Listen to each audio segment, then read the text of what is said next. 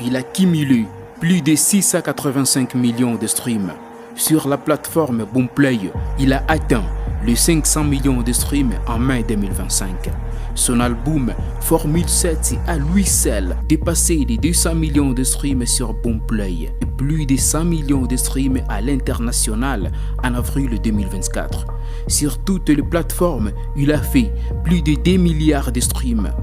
Il a remporté plus de 90 trophées, ce qui en témoigne d'une domination incontestée et une carrière qui le sacre.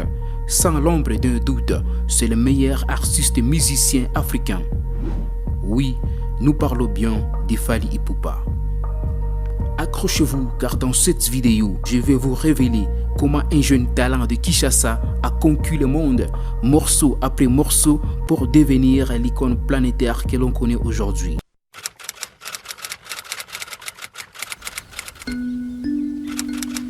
L'histoire de Fally Ipupa Nsimba, elle commence le 14 décembre 1977 à Kinshasa, la capitale de la République démocratique du Congo. Fally est le fils de Faustin Ebamba Ipupa et de maman Monique Bolitulimbo. Fally est le cinquième d'une fratrie de 9 enfants. Faustin travaille un peu comme chauffeur de taxi et Monique est vendeuse ambulante. Fally Ipupa était élevé dans une famille catholique où il a commencé à chanter dans la chorale de l'église. Quand je pars à l'internat, c'est là où j'ai décidé de prendre les micros pour la première fois. J'étais trop turbulent. En fait, quand j'étais à la maison, j'étais très intelligent à l'école. Et quand la musique a commencé à prendre place dans ma tête, je commençais à devenir vraiment... Côté école, j'étais plus focus en fait. J'ai commencé à négliger les études et mon père, comme il pouvait tout imaginer sauf un artiste, chanteur chez lui à la maison.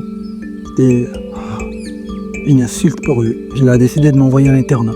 Je suis allé à l'internat et ça s'est empiré parce qu'en fait, c'est là-bas à l'internat que j'ai pris le micro pour la première fois. Ma mère me soutenait, elle n'avait pas de problème. Puisqu'elle-même, elle chantait déjà à l'église, ses sœurs chantaient. Mes grandes tantes jusqu'à aujourd'hui chantent à l'église. Donc ma mère n'était pas contre en fait. Elle m'a juste dit, tu prends ton bac, tu lui donnes son bac. Nous on appelle ça l'examen d'État chez nous au Congo. Tu lui donnes et puis après tu pourras continuer avec ta carrière. Les jours où j'ai eu mon bac, j'ai donné direct. J'ai dit, les études finies.